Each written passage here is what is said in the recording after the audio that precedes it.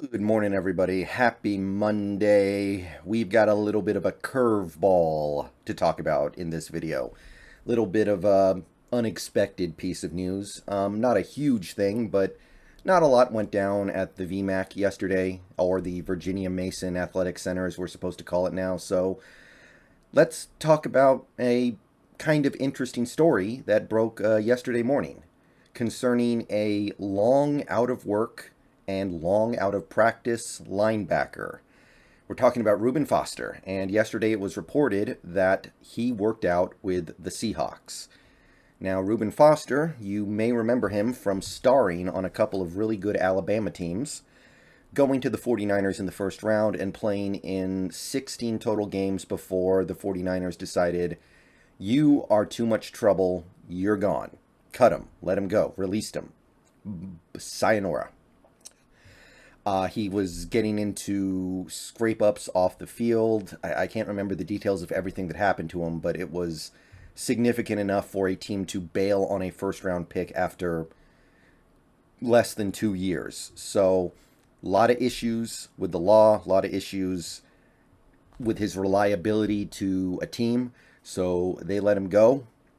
And later on, down the line, in I believe it was 2020, he got a second chance with the Washington Redskins or football team or Commanders, however you want to put it. But it didn't last long. He got one practice in and then he destroyed his leg. He missed all of 2020 and was not to be seen in 2021.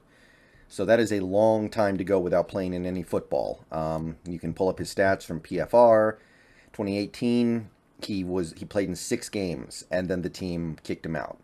2017, he showed promise. Played 10 games, 72 tackles, 5 QB hits, showing a little bit of promise as a pass rusher as well. Third in Defensive Rookie of the Year. Good rookie season. Credible stuff. 2018, maybe a little less effective, but there's still some stuff you could point to and say, this guy is going to become a good NFL player, and then the plug got pulled.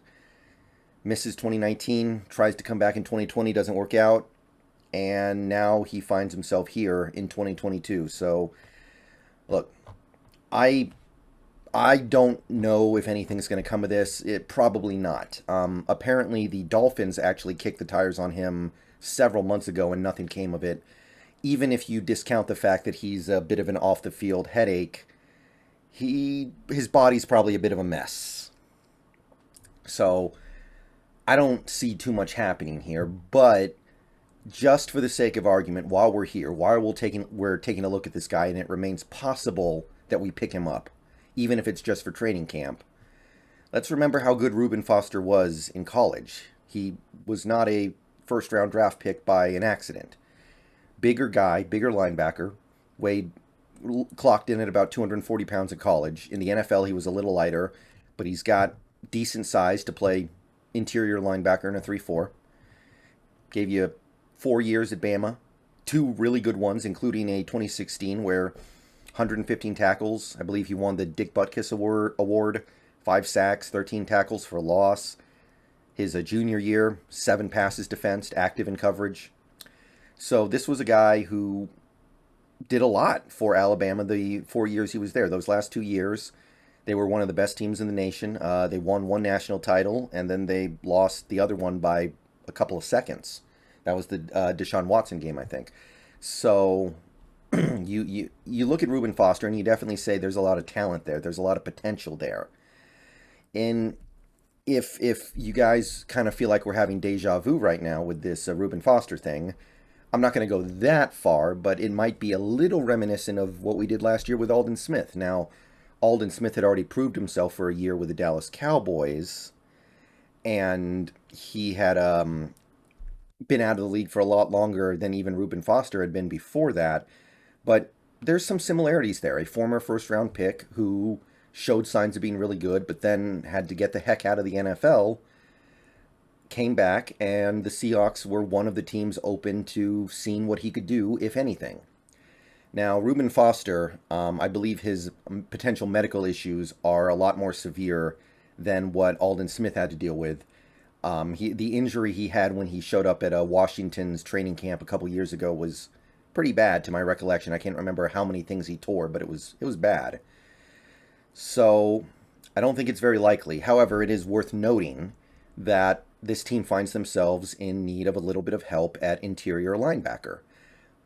We've got Brooks and we've got Barton, and we've lost BBK probably for the year, and we've lost Radigan for some time. I kind of expect it to be the year at this point. Both those guys had massive injuries last year, and it doesn't seem like they're going to be back in time for at least most of the season, probably all of it.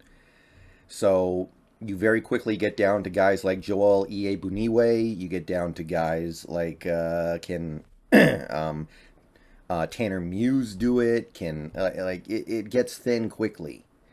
So with KJ Wright retiring as well, it wouldn't be the worst idea to bring in something.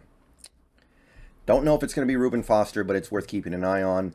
That's about all I can say about this particular topic. So real quick here, because this is pertinent to us as Seahawks fans, I should also throw in that Deebo finally got his money. And while we know that it's relevant to us because we're going to have to deal with Deebo twice a year for a while, he got his 3-year extension on top of the 1 year he had left. It's also interesting that how the money breaks out. I find this kind of humorous because I think both guys have the same agency. So Metcalf got $100,000 more guaranteed, but Deebo got $500,000 more per year in the total value. So it's kind of funny that he would get $500,000 extra per year on the full amount of the contract, but gets $100,000 less guaranteed. I don't know. I wonder how they figure that out, because the numbers are so close to what Metcalf got. You kind of look at it, and then you go, they kind of had to be looking at that DK contract as some kind of template. So Deebo's going to be sticking around for a while, and he's gotten a very similar deal to what Metcalf got and what McLaurin got. So seems about right. A.J. Brown kind of went above and beyond. He got his deal a year longer, ripping up that last year of his rookie deal so he could immediately start on the big bucks, and he got a little bit more per year, but roughly same idea. It is kind of interesting, though, that we know that Deebo derived a good chunk of his value from what he does from the backfield.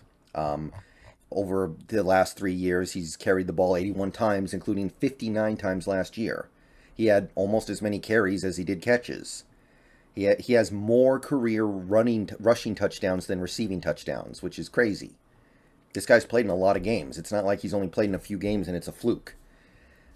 And now, supposedly, he doesn't want to do that stuff anymore because it's bad for his body. So he's kind of getting paid based off what he did when he was doing backfield stuff, playing basically as a running back. But now he doesn't want to do those things now that he's gotten paid. So I'm interested to see how that breaks out here, because if I'm Kyle Shanahan, I'm not okay with that. It's like, you got this payday by doing this thing that most people don't do. Now you get paid and you don't want to do it. Like, I have a problem with that. This is how I want to use you. So I'm interested to see how they end up going with Deebo this year. That's going to be an exciting little subplot to the NFC West season. But everybody, all the receivers, third-year, second-round receivers got paid. One of them was third round. But, yeah, that's about it. So let me know what you guys think about it all. We'll see about Reuben Foster. We probably need another interior linebacker, but might be Foster, might be somebody else. See you guys later. Go Hawks.